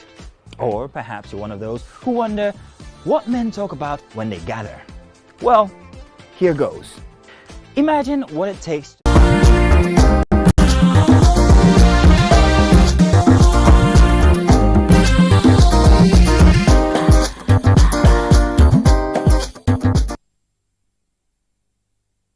Thanks for staying with us. We're going to take a few comments on social media. I have one. Yeah, go ahead. He says, Adeboye's call is in order. He's a pastor. That is his work. Praying and reminding people to pray. And I'd have a problem with that call if it was made by a political leader, a senior government functionary. Olanshile says, I will never understand why people are dragging Pastor Adeboye. He's not a politician. He's not our president. Let this man breathe. We have 3 religions in Nigeria. Why is no one dragging imams, Afars, traditionalists? He says he shakes his head. Somebody says everybody has a role to play. Pastor Adeboye, as a cleric, has a right to advocate for prayers because that's his role. Human rights activists have their own role to play. The problem with social media is that the new generation wants everybody to join in castigating the government, and that's not the role of a cleric. I like this one. Dave IBK says, the Bible states clearly that prayer of a righteous man avails much. I agree with the fact one of the ladies made that his statement is mature, but what Nigeria needs right now is not prayer alone, emphasis on alone. Yeah. We also need to let go of our deforming love for money and material things, which is rampant among Nigerians, and start to focus on the good and uplifting of the nation as a whole, which can only stem from love and concern for our fellow countrymen. If we had love for each other, then we would not have issues of rituals, kidnappings, embezzlement, and the likes. This must be taken into consideration along with prayers. Let me take Stephen from London. Thanks for calling, Stephen. Hello, ladies. Good morning. You're live. Yes. Please permit me to contribute to the discussion going on. Please let us bear in mind that Pastor Adeboye speaks greatly about every point you have been saying about hard work. Is an example of hard work. is a first-class mathematician, a renowned individual who has gotten to the level of being called by the United Nations to address all the heads of state in the world, and he never missed words, telling him everything you are saying. I believe, I love your views so much. TBC, you are doing a great job about Otitoju and all of that. But I will advise that we are careful not to turn your view to a religious forum, particularly when it comes to Christianity. It is becoming too common for you to be making every commentary about Christian leaders. I don't hear of Muslim leaders, individuals being analyzed the way it is going on. Yes, it is your view, but a public medium like yours that is loved by everybody, whether you are a Muslim, we should be careful to be sure. And even if Pastor Adeboye is to be analyzed, I will expect that we bring religious men, Christians, senior pastors, people who know about religion, to analyze some of these issues, the points. I believe he did not. Thank you very much, sir. You wanted to jump in here? Yes. So, so first of all, I want to say that maybe we're just taking it literally. When they say pray, we just look at, worshiping and bowing down and asking God. And I know that in the law courts, when you submit what you want the Lord, you say, I pray thee. It's a form of prayer. Prayer is supplication. Prayer is making a request. Yes, prayer is asking. So the prayer could also mean, aside from praying to Almighty God to come down and help us, could also mean praying to the politicians to do things right, praying to ourselves to do things right, praying to the constitution so that it can be changed for policies that would affect everyone positively. That's also a form of prayer. And we are only saying that. You can break it down for us. Let's not look that if you don't come to a certain place, you gather and you bow your head, you are not making prayer. We can make prayers in different aspects. So just make it holistic. And I agree with you, the how that you talk about what a leader has said is also very important. We need to be a lot more respectful to our elders. But in the scriptures, I remember that every prophet that was ordained to serve God always challenged authority. We're talking about why is it that people are expecting the pastors and the imams to challenge authority. I think it's part of their job, which they are no longer doing because of certain reasons. And either because of the way the world is going, the country that they find themselves, if you speak out, you're either going to jail or they'll close you down, all of that. So we are now into self-sufficiency. Everybody's trying to preserve. I have a business, I have a church, I've been running for how many years? I don't want government wahala, so I'd rather take my face away. But if you go to the core of the prophets in the scriptures, they all, at one time or the other, hold on, let me land, at one time or the other, challenged authority. They spoke up when things were wrong. That is one of their mandates. Aside from leading their people to God, they also ensure that things ran well for the people. Because after the spirituality in the churches and the mosques, we come home, we face the traffic, we face the lack of food, we face the no education, we face the no quality healthcare, we face all of these issues. Yeah. And these are the issues that make your members have quality life. So are we just going to sing, dance, clap, and go back to poverty and penury without our head challenging and asking questions of authority? It was the same church in the days of old that eventually evolved into the separation of church and state. Was clear. It didn't come after many countries had their constitution, and it was clear that you must separate church from the state. The state will run, and you can't expect the church to get involved in governance because that's not their business. But let me take this call. I've been holding for a minute. Olaoluwa, good morning, Olaoluwa. You're live. Yeah, good morning. Go ahead, please. I want to go the way of the last speaker, the lady sitting beside Morayo. You see, I think our daddy Gio needs to enlighten us further. The place of righteousness, because I know it's righteousness that exalts a nation. Righteousness is not being without sin.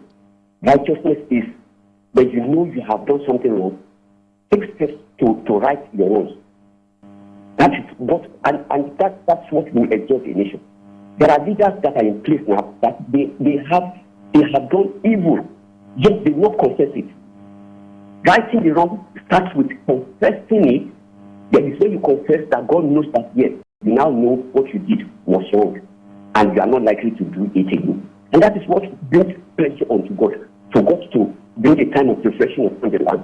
So righteousness is doing things right, finding what is wrong, and speaking to power, so that things can be done right. That's righteousness. And that's what makes this nation to be great again. So thank you very much. Thank you very much. You want to jump in here? It was muffled. Okay. Just something small. I did not say they should be involved in politics. I said they should question. Even when the separation came, the churches have to be on their own. The religious, let's stop using the church so much. The religious bodies have to be separated from the government. We still have religions in this part that is really not separated as such with government.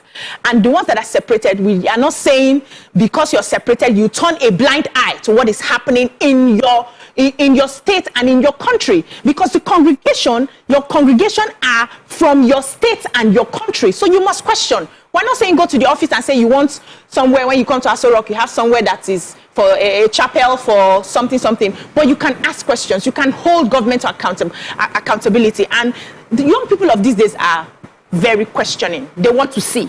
They want to see what you're doing. Though they say they themselves are more noisy. They are not doing as such. But they want to see you do so they can have something to model after. Okay. Can I go? So, go. Let me let you jump in. Okay. Even in the world today, okay, let me talk from my perspective, because, Kola just said, why are they not calling out imams? But not on this table. We've done all of that. We've talked about every religion and any ills that we see in society. In the Saudi of today, Islam is a very conservative religion. But Saudi doesn't want to remain conservative anymore. The Crown Prince no longer believes in conservative lifestyle. And so what happens is that what ensures the conservativeness of the people is being imprisoned. So they are locking up their scholars in Saudi. When a scholar calls out the Crown Prince for anything that is not Islamic, he goes to jail. The records are plenty in that country today. We are getting to the part of the day, the world, the end time kind of thing, where people no longer want to believe in the gods unseen as it is. They want to see their God in the names of cars, rich men who change their lives, wealth, and all the materialism that are out there today. And so we are here. There's nothing that should surprise anybody well versed in the ways of the books to see that, a young person is now shouting at a cleric. We're going to wrap up very soon, but let me let you have the last one. So I want to strongly counsel that as a nation, we must run away from things that have divided us for so long. We shouldn't look for every available opportunity to make something a religious matter, an ethnic matter. When football, I like football, and I know that just before they start any match, they pray. The fact that they pray does not mean they did not practice, or it's only prayer they're going to do. Then when you even look at the nature of the person who is asking you to pray, for crying out loud, it's not only prayer he does. He couldn't have been praying alone, and Redeemed Christian Church would have, gone into as many nations as we now know. He would have had the respect of nations, at the point he does now. So I think we need to look at, beyond the message, we've got to look at the intention. We've also got to look at justification of the person speaking. You just someone, if he was just one prophet on a mountain saying, go and pray, and he's saying we should pray, even me too, I would be like, okay, so this is what you've done for 30 years on that mountain. Are we coming to join you on the mountain? But I mean, this is someone who has moved in his own way without the support of the government saying, I think you should pray. So it's an advice. Like, I would also advise Nigeria. So nobody should assume that because somebody has made his advice, he should be an activist, he should be the one calling the government. That's his opinion. All right, we have to wrap up, but I think we all agree that prayer is required, but we also must add it with action. We expect our leaders to also speak up, not participate in governance, but to also help in helping speak and conveying the feelings of the people to government, because they might be closer to government. So I think we're all saying the same thing in different ways, but I think there was no need for so much bashing of somebody of that repute. That's where I had a problem. Yes, I'm not saying we shouldn't question leaders, but there has to be some kind of a line. You don't cross certain lines. That's how I feel. But that's all we can take on this segment. We'll come back bringing our doctor. Stay with us. We'll be right back.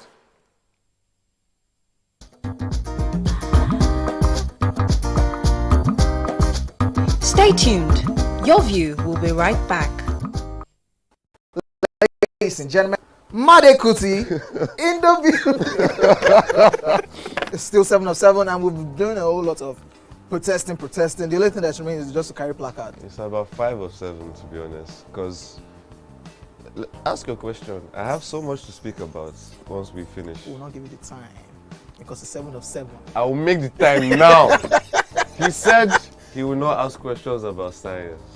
No, neuroplasticity. And based on he asked a question that was subjective about high life, and he did not finalize his answer about a Kuti question where there are only 3 of us. Editor, scratch this part out. That could have possibly composed the music. Editor, scratch this part out. Stupidity is an act of ignorance. Hey God, Made. Was composed by which Kuti? Femi Kuti. Is that a final answer? God, I'm Seun Kuti. No, wait, Femi Kuti. You said Femi Kuti. Wait. You can't be allowed. No, you've not asked me anything. Everyone. You've not asked me anything. So my final answer. No. All I have to say is this show is really about drinking. Yeah, that's the whole idea. The questions don't matter.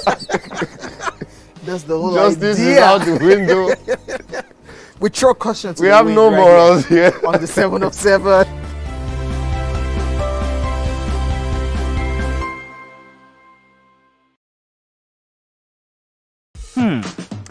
So, have you ever wondered what happens behind the curtains of a man's mind? Or perhaps you're one of those who wonder what men talk about when they gather. Well, here goes. Imagine what it takes to put together the perfect cocktail. Or maybe mocktail. We need a bit of sports, a sprinkling of current affairs, some very deep topical issues, and last but not the least, a healthy dose of grumbling of those we love to hate. And yes, you guessed it, women.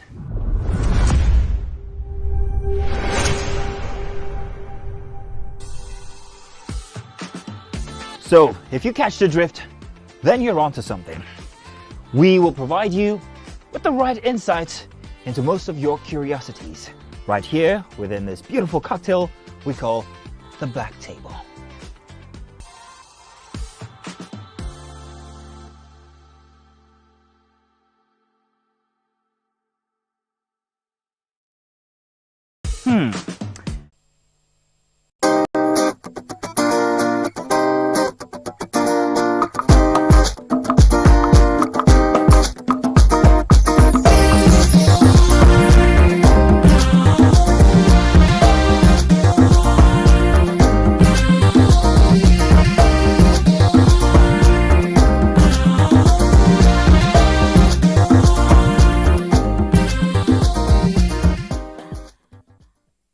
Thanks for staying with us on our Healthy Tuesday segment. We'll be discussing glaucoma, the causes, symptoms, and diagnosis. Joining us now on the show is a senior consultant, ophthalmologist, and glaucoma specialist, Dr. Adonla Ogunru. Welcome to the show, madam. Thank you.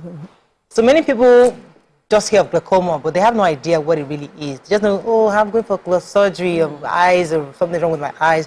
What exactly is glaucoma, and how is it detected? Thank you very much for having me. Glaucoma is a disease of the optic nerve, and the optic nerve is the nerve that gives vision. And this disease is actually eye pressure related. And most of the time, it occurs with increasing age, and it does not give symptoms. In most cases, the patient does not even know that he or she has glaucoma because it doesn't give pain, no red eyes, nothing. But in some cases, some may actually feel like, oh, I see rainbows around bulbs, and that may be what will actually prompt them to come into the hospital. But in most cases, it doesn't give. Wow. So how do you now know that something is wrong for a young person if it doesn't give signs, no symptoms, and to also prevent it? There are risk factors that are associated with glaucoma. Somebody who has a family history of glaucoma, we have to present for, screening, and it's only by screening the individual that the person will be found whether he has glaucoma or early stage of glaucoma. By the time an individual comes complaining of poor vision and it's due to glaucoma, perhaps 60% of the nerves would have been affected. And the nerve damage is irreversible, unfortunately. Kidding me? Yes. Wow. Okay. Welcome, doctor. Good to have you. So I'd like you to clarify, does glaucoma have anything to do with sugar, excess sugar? Is it sugar related? It's not sugar related at all. It's mainly the eye pressure. And the eye pressure is built up. We all produce what we call the aqueous and by the ciliary body in the eye. And the drainage is within the eye itself through the trabecular meshwork. When the fluid drains out, then it's able, physiologically, you're able to control the pressure below 21. But there are cases that the drainage becomes narrowed down and is not able to drain this aqueous fluid, and then the fluid builds up within the eye and then builds up the pressure, usually above 21. Most Nigerians are used to going to see an optician, but you're an ophthalmologist. They don't even understand at what point do I move from an optician to an ophthalmologist, or even the difference, many don't even know. Thank you very much. Well, an ophthalmologist is a trained medical doctor and specializes in the eye. As you have gynecologists that are basically medical doctors specializing in the obstetrics or gynecology, so you have ophthalmologists being specialized in eyes. And the optometrist, it's mainly optical, which has to do with glasses. Slowed me down. I went to as you mentioned, the doctor, most likely an optician, and I had a test done. They had this whole set of, I just felt I wasn't seeing someone who understood what I was saying. The first time I went, they ran through some tests and said, okay, it was something due, it's called dry eyes. I said, okay, what exactly would I have to do? They didn't have an idea. So I left that clinic and went to another clinic where I was tested. I had good vision. I could see well. I could do everything. I read everything that was shown to me until it was the tiniest. And then they gave me glasses that's supposed to help me read. It helps. So let me not not exactly a relief. Right now, I'm even having... Let me put a question to what you just said. So as a regular Nigerian, if I have a problem with my eyes, the first place I go to is an optician. Because I believe I might need glasses. Yes. So how do I know to go to an ophthalmologist? I even want her to explain what this is, because I've seen a lot of people who know what this, who have the same condition, and we all just see doctors who don't know what it is. Well, usually after 40, if an individual sees far properly, like 6'6", by the time the person gets 40 and above, we find it difficult to read the small print. Smallest print. We call that presbyopia. It's a natural incidence, and that is normally corrected with glasses. With increasing age, the power will increase, but that's just normal. It doesn't have to do with glaucoma. But the thing is, because glaucoma increases with age, the risk of having glaucoma increases. So glaucoma, the person will also be screened for glaucoma while you are presenting yourself for, presbyopia or dry eyes. Dry eyes is coming now because we read time on the system and all that. Okay, but let me now put my own question, because the question I wanted you to answer is that most Nigerians will not ordinarily come to you. So it's like all your customers are probably going to opticians, and they'll probably do that for a few years before someone else says, maybe we should try an ophthalmologist. So how do I, as a person, what should I have? What kind of symptoms must I see? Before I call for an ophthalmologist or go to the doctor to see someone like you? Well, the thing is, as a Nigerian, it's just that we may not know the difference. But when you have an issue with your body, yes, you go to a medical doctor, right? It's just the same thing. If you have issues with the eye is also part of the body. Mm-hmm. You can go to the ophthalmologist, and then the ophthalmologist will do everything with the refractions, which has to do with the eye test and the optical test, with the whole examination of the eyes. And they will be able to make a diagnosis. It's important to make diagnosis of any eye treatment or any eye disease that an individual presents with. And then you now give treatment. What does it mean to build eye pressure? What does that mean? Because I've heard that in recent times that your eye pressure is very high and then they have to recommend glasses. What does that mean? The eye pressure has to do with the aqueous, which is produced within the eye. And the normal pressure is between 10 to 21. But when the pressure is being built up, then that is what leads to glaucoma, because it continues to damage the optic nerve that comes from the brain into the eye to give vision.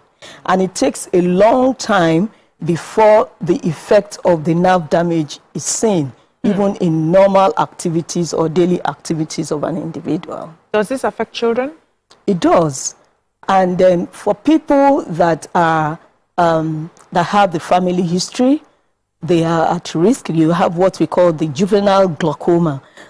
Those people will present at teenagers, and we've had those that have had maybe even one eye lost to glaucoma before their presentation. Wow. Jesus Christ. And there are children that may be born with glaucoma. They come with maybe large eyeballs, which we call the bullseye, but those ones will come with watering eyes, pain, they're not comfortable, right. They're not able to open their eyes and all that.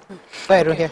All this glaucoma thing is getting me a little nervous. So I want to move a little away from it, if it's fine with you, Ma. Okay. So recently I had a reason to take a child to a pediatrician, a female pediatrician, and as she attended to the child, we wanted the atmosphere to be less tense. So I asked her how she got into the profession and if she thought it was lucrative or if she was going to encourage her children to go into it.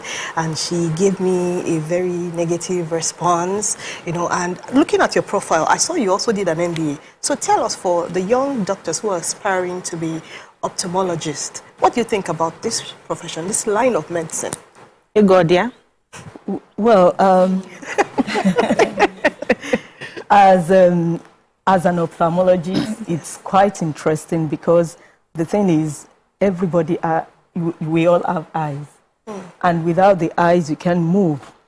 And when you see somebody who is blind, you feel concerned, and you want to help that individual to see. And you want to either rehabilitate that person if the person cannot even see with treatment and all that. But that's one of the things that brought me into ophthalmology. Passion. And that passion for it. And seeing people like cataracts, when you do cataract surgery and the patient sees, you see that joy coming into their lives, and you see the whole life. Somebody had a question of floaters in the eye. Can that lead to glaucomas? I don't know what floaters mean. Well, floaters,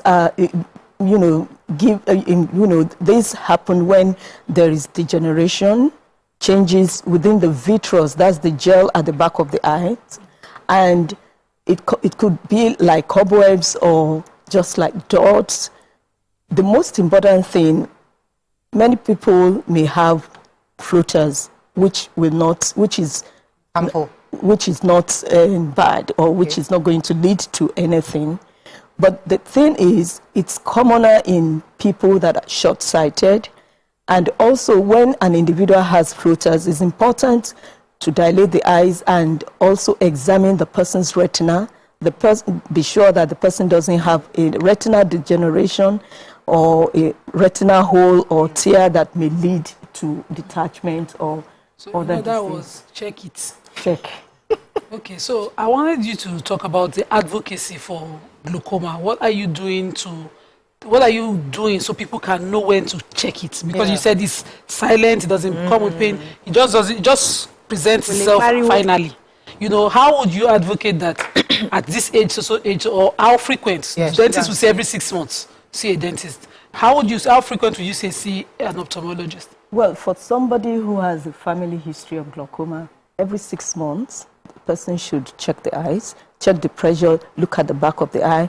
Then sometimes we have to do what we call the visual field, you know, if there's any change. If the person, and there are some tests that will need to be done, like every year, for those that have history. Those that do not have, at least every year, everybody should be checking. Because, every year you should just be checking. So I felt very bad that I never checked my son, because I just assumed that he has my genes. The 2 girls already, their own signs started showing. So we saw it and then we had to take them to the hospital. But for him, he had never said anything. He had never complained. Only for a few weeks, he started saying he was seeing blood. The letters were dancing. And I'm like, please, let's check this out. And we were told that he desperately needed to have the eyeglasses. So, but I'm more into prevention. Is there anything you can do to preserve your eye health? Is there any lifestyle that you would advise people to, to preserve? I don't want to believe that once you have something in your eye, there's no hope. Well, it's important. One thing is regular exercises, balanced diet, and always checking the eyes.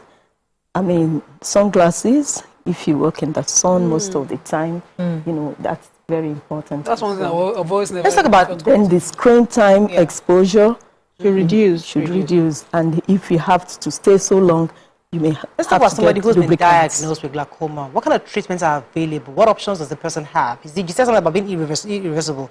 How do you treat it? Can it be treated? Yes, it can be treated. Okay. And it's a lifetime management. And the treatments could start with use of eye drops. There are different types of eye drops that are used. And also laser treatment is available, and surgical treatment. It's an individual-based, choice of treatment, depending on the level or the stage of diagnosis this person is presenting. For somebody who has advanced loss of the nerves, you may want to do surgery, because that will you want to make sure that the pressure is very low, lower than 12. You know? When people hear surgery in Nigeria, they want to fly abroad. How equipped do you think we are here to address glaucoma issues or need for surgery in our country? Well, we are, if we go to the right place, the ophthalmologists are trained doctors and surgeons, eye surgeons, that will be able to do. The commonest one we do is trabeculectomy, and it is able to reduce the pressure and is able to keep the vision for a long time. Fantastic. Sorry, one last question. One of my friends just had this injection in the eye. What was that for? Well, there are different types of injections we give in the eye. And is the person diabetic or something? No. Or has a degeneration in the macula? You know, there are many injections. The person had surgery before. No. Okay, so a lot of questions. You have to ask your friend. Your friends can do consultation. But let's talk about... What would you advise to prevent, you mentioned wearing sunglasses. Okay, because YK drives with sunglasses. She said it was recommended. I say, hey. So some of these things that we can do to prevent, to protect and preserve our eyes. What are the things you suggest? What else? Of course, if glasses is recommended for you, please wait. You don't wear glasses, and you seem to be at least above 40. Yeah. So how good? Is it hereditary, or is it something that based on your own care for your eye that you're not wearing glasses today? Well, if I have to wear, I talked about the distant vision being good. And if you have to read small prints, you may need the glasses. That's just reading glasses, and then you may not need it. So what does yeast do for someone that yeast? They've been yeasting us since we were little. So what does yeast do in the eyes? What does well, Well, yes, it's just like a supplement like vitamin A. But it helps the eye now. Oh, really? Oh, no. We should have learned to used to do baking. Not be the one for yes. No, there's a tablet or something. There's a supplement we're giving as kids, because my elder sister, while we were in primary 2, her GS3, she just couldn't see. She wore thick glasses, thick bottles. Those bottle ones. Yes. So, and suddenly she sees well. You know, and there was a treatment she took for that period of time that my dad was taking her to Ikoyi for, and after a while she just stopped. She just could see. So everybody in the house yeast. Take care on, take care on. What about 7 C's and cod liver? All those things. Vitamin what A. exactly? Okay. They're all vitamin A. Vitamin A. Yeah. Okay. And palm oil. You should eat more palm oil. Vitamin A. Oh, I'm glad. So, I mean, as we wrap up, we have just... There's a question for you online. Medina is asking, does dry eyes lead to glaucoma? No. Yeah, we do. Okay. Just need to use lubricants. What kind of lubricants? So go to let them go to the doctor and find it, please. That is all. We have to thank you, Dr. Ogunro, for joining us this morning, for educating Nigerians on this glaucoma, because it was really interesting. As I said, many Nigerians don't know about it, and they are not aware. And if they go to see an ophthalmologist at least once a year, to know. So if you think once you're wearing glasses, you think you're okay, I don't have any eye problem. But beyond that, that's just for you to see. It's just the optics, right? But really, to check the care of your eye, the same way you check for your heart, you check for your kidneys, your liver, your uterus, and all that stuff. You need a doctor who cares for the eye. So